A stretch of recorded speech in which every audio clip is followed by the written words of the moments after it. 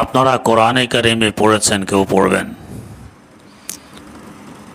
আমাদের আদি পিতা সৈয়দিনা আদম আলা নবিয়িনা ওয়া আলাইহিস সালাতু ওয়াস সালামকে সৃষ্টি করার পর আল্লাহ পাক তাকে ইলম দিলেন। ওয়া আল্লামা আদম আল আসমাআ কুল্লাহা। এরপর ফেরেশতাদেরকে বললেন তাকে সিজদা করতে। ফেরেশতারা সিজদা করলেন। যে সিজদা করে সাজিদ, আর যাকে সিজদা করা হয় মাসজুদ। দুইজনের মধ্যে উত্তম কে? যাকে সিজদা করা হয় সে উত্তম। আদম কেন উত্তম হলেন? অথচ ফেরেশতাদের ইবাদতের তো কোনো কমতি ছিল না। ওনারা হাজার লাখ বছর আগ থেকে ইবাদতে মগ্ন ছিলেন। এরপরও তারা হলেন সাজেদ, মসজুদ হলেন না। আদম আলাইহিস সালাম মাত্র জন্ম নিলেন, এখনই তিনি মসজুদ। কারণ কি? তার মধ্যে এলেম আছে। এই কারণে এখান থেকে বুঝতে পারেন এলেমের মর্যাদা কত। ওই মূল্যবান সম্পদ এলেম আপনাদেরকে দেয়া লক্ষ্যে আল্লাহ পাক নিয়ে এসেছেন মাদ্রাসায়। এলেম অর্জনের জন্য প্রথম শর্ত হলো আল্লাহ রাব্বুল আলামিনের নাম নিয়ে তার সাহায্যে শুরু করা। যেমন আজকে আমরা শুরু করেছি রব্বি জিদনি ইলমা, আল্লাহ পাকের কাছ থেকে সাহায্য নিয়ে। এই যে বুখারী শরীফের প্রথম হাদিস পাঠ করা হলো, আপনারা পড়বেন ইমাম বুখারী রাহিমাহুল্লাহ প্রত্যেকটি হাদিস লেখার পূর্বে গোসল করেছেন, 2 রাকাত নামাজ পড়েছেন, দোয়া করেছেন, তারপর হাদিস লিপিবদ্ধ করেছেন। 14,000 রাকাতেরও বেশি নামাজ তিনি পড়েছেন এই কিতাব লেখার সময়। নামাজ পড়া মানে, নামাজ হলো আজকারে আশারার মজমুরা, 10 প্রকার জিকিরের সমষ্টির নাম হলো নামাজ। তার মানে ইমাম বুখারী প্রত্যেকটি হাদিস লেখার পূর্বে 10 প্রকার জিকির করে তারপর হাদিসটি লিখেছেন। যেমন নামাজ শুরু হয় তাকবীরের মাধ্যমে, একটা জিকির, এরপর সানা আরেক জিকির, এরপর তাআব্বুজ তথা আউযু বিল্লাহি মিনাশ শাইতানির রাজিম পড়া আরেক জিকির, এরপর তাসমিয়া তথা বিসমিল্লাহির রহমানির রহিম পড়া আরেক জিকির, এরপর তাহমিদ তথা আলহামদুলিল্লাহি রাব্বিল আলামিন পড়া আরেক জিকির, এরপর রুকুতে গিয়ে তাসবিহে তাযীমি সুবহানা রাব্বিয়াল আযীম আরেক জিকির, সেজদা গিয়ে তাসবিহে তাআল্লি সুবহানা রাব্বিয়াল আলা বলা আরেক জিকির, দুরূদ শরীফ পড়া আরেক জিকির, দোয়ায়ে মাসুরা আরেক জিকির, এরপর শেষে সালাম ফিরানো আরেক জিকির। এই 10 প্রকার জিকিরের সমষ্টির নাম হইল নামাজ। তো প্রত্যেকটি হাদিস লেখার পূর্বে তিনি 10 প্রকার জিকির করে তারপর হাদিস লিখেছেন। কিতাব এমনি তো এত গ্রহণযোগ্যতা লাভ করেনি। এখান থেকে আমরাও শিক্ষা গ্রহণ করতে পারি যে আমরাও আজ একটু পরে যার যার ক্লাসে গিয়ে সবক শুরু করব। এর আগে উস্তাদ এবং তালেবুল ইলম সকলেই কমাস কম 2 রাকাত নামাজ পড়ে দোয়া করে সবক শুরু করি। ইমাম বুখারী তো প্রত্যেক হাদিসের পূর্বে 2 রাকাত নামাজ পড়েছেন। আমরা সবকের শুরুতেও যদি 2 রাকাত পড়তে না পারি তো আর কী পারব? তাই প্রথম কাজ হবে তাওয়াজ্জু ইলাল্লাহ। এর পাশাপাশি আল্লাহ পাকের কাছ থেকে চেয়ে নিতে হবে। কারণ বুখারী শরীফে আপনারা পড়বেন রাসূলুল্লাহ সাল্লাল্লাহু আলাইহি ওয়াসাল্লাম বলেন, ইন্নামা আনা কাসিমুন ওয়াল্লাহু ইউতি। এলেম দান করেন আল্লাহ রাব্বুল আলামিন, আমি বন্টন করি। যেহেতু দান করেন তিনি, অতএব তার থেকে এলেমটা চেয়ে নিতে হবে। যে দান করে তার কাছেই চাইতে হয়, ফকিরের কাছে চাইলে তো লাভ নেই। একমাত্র গণী এবং ধনী আল্লাহ, আর ওয়া আনতুমুল ফুকারা, বাকি সব হইল ফকির। কিভাবে চাবো? ইমামুল আসর হযরত শাহ আনোয়ার কাশ্মীরি রাহিমাহুল্লাহু তাআলা লেখেন, প্রত্যেক নামাজের পর রব্বি জিদনি ইলমা পড়ব 13 বার, রব্বি শরহ লি সদরি ওয়া ইয়াসসির লি আমরি ওয়াহলুল উকদাতাম মিন লিসানি ইয়াফকাহু কওলি, এটা পড়ব 11 বার। হাফেজুল হাদিস আল্লামা আবদুল্লাহ দরখাস্তি রাহিমাহুল্লাহ প্রায় 135 বছর বয়সে ইন্তেকাল করেছেন। তার জিয়ারত করতে গেলাম করাচি, তখন তিনি একটি দোয়া শিখাইলেন।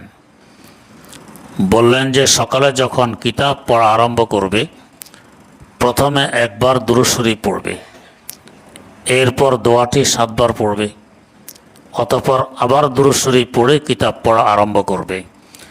দেখবে কিতাব কত সহজে বুঝে আসে এবং কত সহজে মনে থাকে। দোয়াটি কি? দোয়াটি হলো আল্লাহুম্মা নাవ్বির কলবি ওয়া আতলিক লিসানি ওয়া জিদ কুওয়াতা হিফজি ওয়া সামঈ ওয়া বাসারি। এই ছোট্ট দোয়া, ছোটবেলায় ওস্তাদ দোয়া শিখিয়েছেন। আমরা ওনাকে উলুপাড়ার হুজুর বলতাম, বড় জবরদস্ত আলেম বুজুর্গ ছিলেন। বাংলায় ছোট্ট দোয়া কি? সব সময় এ দোয়া করবি। কি দোয়া? ও আল্লাহ, আমাকে সহি আলেম দান করুন, সহি আলেম বানাই দিন। ছোট দোয়া সবাই করতে পারি, একদিন যদি কবুল হয়ে যায় আমি ধন্য। এই দোয়া ছোটবেলায়ও পড়ব, বড়বেলায়ও পড়ব, সবসময় পড়তে থাকব। এভাবে আল্লাহ পাকের কাছ থেকে চেয়ে নিতে হয়। 3 নম্বর কাজ হবে ইত্তেবায়ে সুন্নত। যেহেতু তিনি বন্টনকারী, বন্টন করার সময় যখন দেখবেন এর মধ্যে সুন্নত নেই, আমল নেই, তো এর ভাগে এলেম দিলে লাভ হবে কি? এ তো নষ্ট করে। যদি দেখেন তার মাথা থেকে পা পর্যন্ত সুন্নতের রঙে রঙ্গিত, খুশি হয়ে ভাগটি আরও বড় করে দিবেন যে হ্যাঁ কাজে লাগতেছে। একটি প্রশ্ন অন্তরে ঘোরাঘুরি করত, জবাব পেতাম না। আল্লাহ পাক হরিকে রহমত করুন, হাকিমুল উম্মত মুজাদ্দিদুল মিল্লাত হযরত শাহ আশরাফ আলী থানভী রহমতুল্লাহ আলাইহি, এই ধরনের হাজারো প্রশ্নের জবাব তার মধ্যে পাওয়া যায়। প্রশ্নটি হলো, আমাদের দেশ নদীমাতৃক দেশ, আলহামদুলিল্লাহ যেখানে সেখানে পানি পাওয়া যায়, খাল বিল পুকুর দিঘি নদী নালা আলহামদুলিল্লাহ অভাব নেই। এরপরেও বছরে 3 মাস 4 মাস আকাশ থেকে পানি পড়তেই থাকে বৃষ্টি আকারে। আরব দেশ মরু এলাকা, খালবিল নেই, পুকুর নেই, দিঘি নেই, নদী নালা নেই, সেখানে বৃষ্টিও নেই। প্রশ্ন জাগে, মেঘ বৃষ্টির ব্যবস্থাপনার দায়িত্ব 2 জন ফেরেশতার উপরে। একজন হযরত মিকাইল আলাইহিস সালাম আর একজন হযরত রাদ আলাইহিস সালাম। কোরআনে কারিমে একটি সূরা আছে, সূরা রাদ। রাদের এক অর্থ তো হইল আকাশের ডাক, কেউ বলে ঠাডা, কেউ বলে বজ্র। আর একজন ফেরেশতা নামও আছে রাদ। মেঘ বৃষ্টি পানি ইত্যাদির ব্যবস্থাপনা 2 ফেরেশতার দায়িত্বে। তো মনে হয় 2 ফেরেশতার বুদ্ধিশুদ্ধি মোটেও নেই। এখানে এমনি পানি আছে, আরও 4-5 মাস পানির ডালতেই থাকেন বৃষ্টি আকারে। আরব দেশে পানি নেই, এরপরও সেখানে বৃষ্টিও দেন না। আমাদের ক্ষুদ্র যুক্তি বলে ওইখানে বৃষ্টি বেশি হওয়ার প্রয়োজন, এখানে কম হলেও চলে। পানি আছে এরপরও দেন, ওইখানে পানি নেই তারপরও দেন না। মনে হয় বুঝবুদ্ধির অভাব। প্রশ্নটির উত্তর বোঝার সুবিধার্থে আগে একটি দৃষ্টান্ত বুঝে নিই।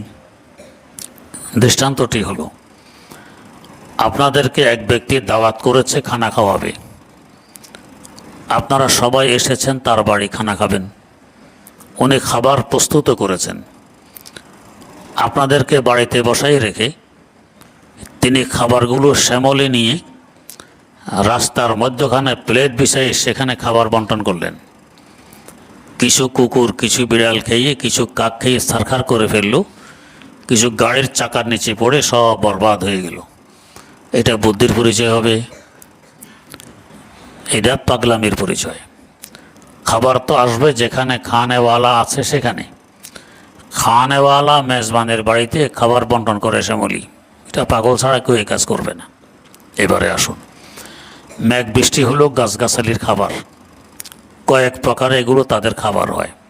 এক তো হইল সরাসরি এই বৃষ্টির পানি তারা খায়, তাই বৃষ্টির পরে দেখবেন গাছগাছালি তরুতাজা হয়ে গেছে, খাবার পেয়ে গেছে, স্বাস্থ্য ভালো হয়ে গেছে। 2 নম্বর, মাটির নিচে গাছগাছালির অনেক খাবার আছে, কিন্তু এরা এগুলো খেতে পারে না তরল না হওয়ার কারণে। পানি পড়ার পরে এগুলো তরল হয়, তখন গাছগাছালি সহজে খেতে পারে।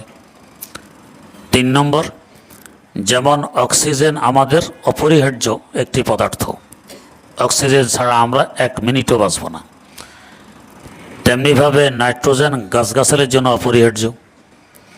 আমাদের তুলনায় দুনিয়াতে গাছগাছালি অনেক বেশি, তাই অক্সিজেন বাতাসে ভেসে বেড়ায় মাত্র 22%, আর নাইট্রোজেন ভেসে বেড়ায় 78%। ওটা গাছগাছালির খাবার। এগুলো মহাশূন্যে ভেসে বেড়ায়, অনেক সময় গাছগাছালির নাগালের বাইরে, ওরা গ্রহণ করতে পারে না। বৃষ্টি হলে বৃষ্টির চাপে নাইট্রোজেন নিচে নেমে আসে, গাছগাছালি খেয়ে ফেলে, তাদের প্রয়োজন মিটে। তো এক কথায় বৃষ্টি হলো গাছগাছালির খাবার। তো গাছগাছালি আছে আমাদের দেশে, অতএব খাবারও তো আমাদের দেশে আসা চাই, তাই বৃষ্টি এখানে হয়।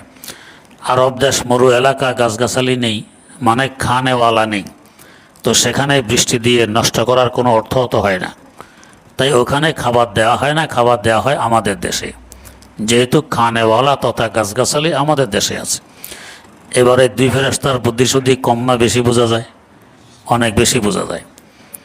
এবারে বোঝার চেষ্টা করি, এলেম যদি আমি খাই, এলেম অনুযায়ী আমল করি, সুন্নতের পাবন্দি করি, এলেম আমার কাছে আরও বেশি আসবে।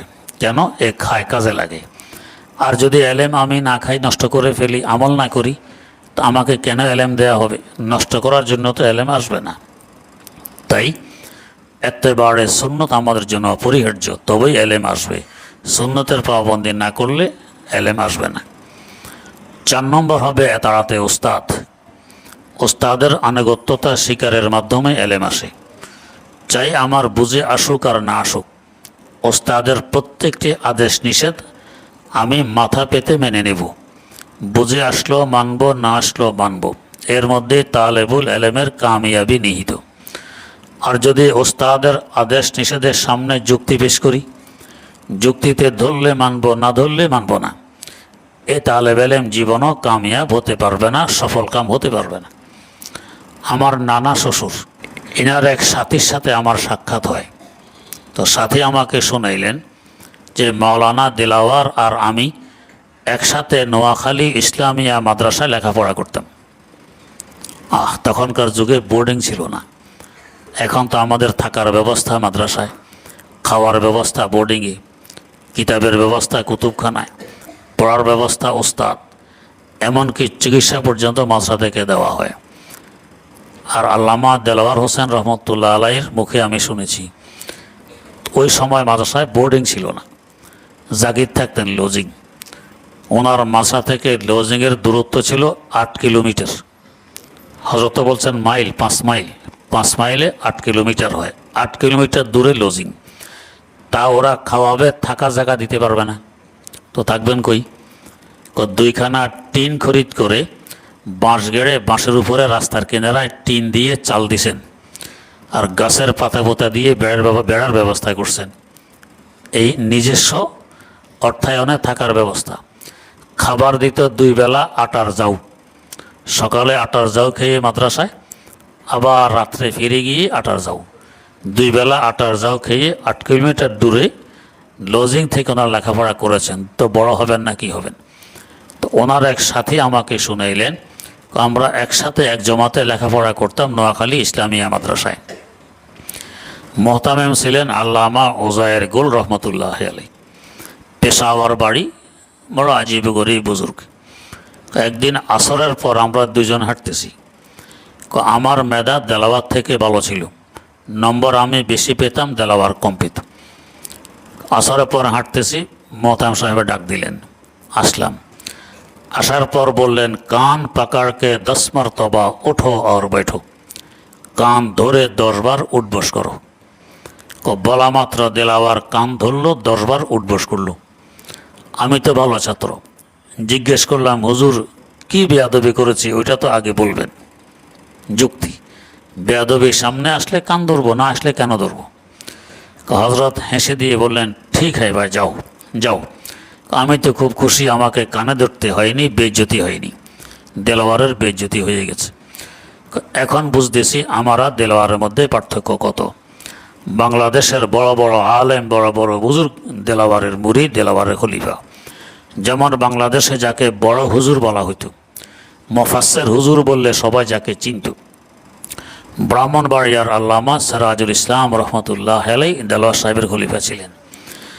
তাবলীগের বড় মুরব্বী মাওলানা আলী আকবর রহমতুল্লাহ আলাইহি দেলোয়ার সাহেবের খলিফা ছিলেন। ফরিদাবাদ মাদ্রাসার সাবেক মুহতামিম আল্লামা ইসমাইল রহমতুল্লাহ আলাইহি দেলোয়ার সাহেবের খলিফা ছিলেন। কুমিল্লার 14 গ্রাম থানার নারায়ণকরা মাদ্রাসার প্রতিষ্ঠাতা, যাকে এলাকাবাসী কুতুব বলতো, হজরত আনোয়ারুল্লাহ রহমতুল্লাহ আলাইহি দেলোয়ার সাহেবের খলিফা ছিলেন।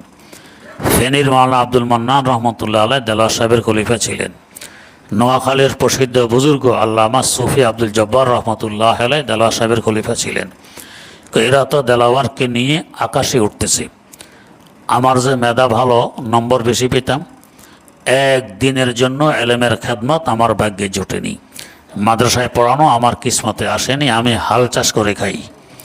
তো এতারাতে ওস্তাদের আনুগত্য, তার মধ্যে এই বরকত রয়ে গেছে। যেমন ওস্তাদ এখন বলেন মোবাইল ব্যবহার করবে না, ক্ষতি হবে। আমরা যুক্তি দাঁড় করাই কি, আরে হুজুর তো মোবাইল ব্যবহারই করতে জানেন না। মোবাইল হাতে থাকা মানে গোটা দুনিয়া মুঠের ভিতরে থাকা। কত অজানা জানা যায় মোবাইলের মাধ্যমে। হুজুর যদি জানতেন আর বুঝতেন, পকেটের পয়সা খরচ করে আমাদেরকে মোবাইল খরিদ করে দিতেন। জানান না বিদায় নিষেধ করেন না ভাই। না জানলো এই কথা মানার মধ্যে আমার সফলতা নিহিত। হুজুর বলেছেন ব্যবহার করবে না তো করব না, এর মধ্যেই কামিয়াবি। এটা মারাত্মকতম ধ্বংসাত্মক একটি যন্ত্র। তালেবুল ইলম আর মোবাইল কোনো সম্পর্ক থাকতে পারে না। এই মোবাইল হাতে আসলে আমাদের কাছে তো ইসলাহি চিঠি আসে। গত জুমা তত 5টি চিঠি এসেছে মোবাইল সম্পর্কীয়। মাদ্রাসার ছাত্র আছে, কলেজ ভার্সিটির ছাত্র আছে, পাগড়ি মাথায় আছে, মুখে দাড়িও আছে, গায়ে জুব্বাও আছে। হুজুর ওয়াজ শোনার নিয়তে স্মার্ট মোবাইল, টাচ মোবাইল খরিদ করেছিলাম। এখন আস্তে আস্তে এই গুণা জড়িয়ে পড়েছি, ওই গুণা জড়িয়ে পড়েছি, এখন তো ছাড়তে পারতেছি না, এমনকি জিনা পর্যন্ত। আল্লাহ ক্ষমা করুন। এখন কি করব?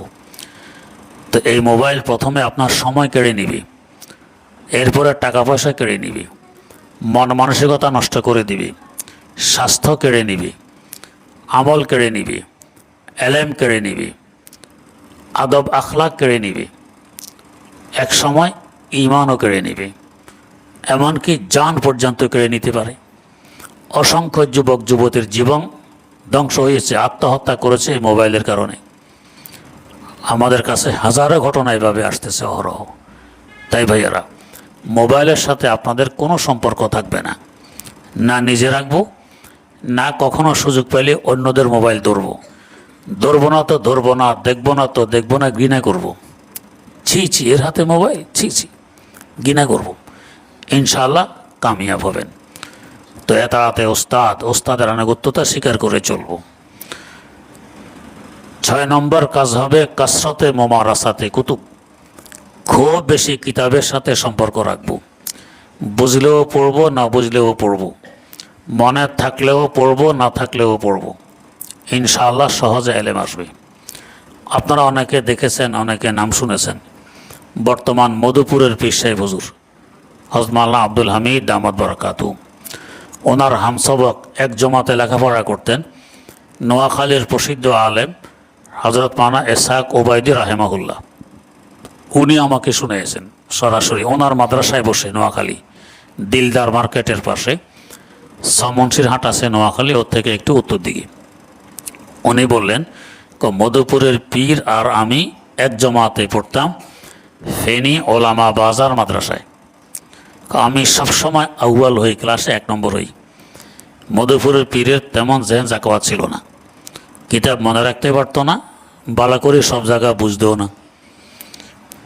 আমার এত লেখাপড়া করা লাগতো না, এমনি আমি আউয়াল হই, 1 নম্বর হই।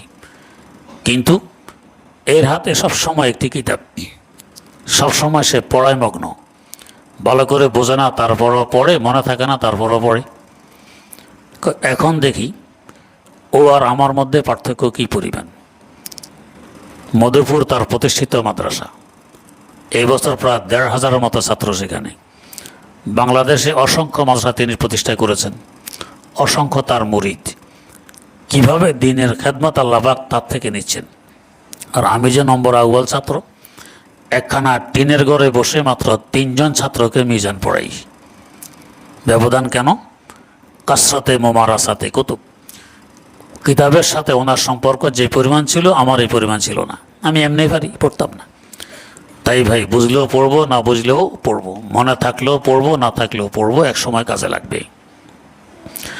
মাঝে মধ্যে কোনো ছাত্র এসে বলে, হুজুর বিদেশ যাব, কাগজপত্র জমা দিয়েছি, দোয়া চাই। তা আমি জিজ্ঞেস করি, তুমি না মাদ্রাসায় পড়ো? জি হুজুর পড়তাম, পড়া বুঝি না, পড়া মনে থাকে না, তাই সিদ্ধান্ত নিয়েছি আর পড়বো না, বিদেশ চলে যাব। তা আমি জিজ্ঞেস করি, ভাই আজকে কী বার? বৃহস্পতিবার। গত বৃহস্পতিবার কি খেয়েছো বলো তো? চিন্তা ফিকির করবো, হুজুর মনে নেই। যা গোশত খেলে কি উপকার হয় বলো তো?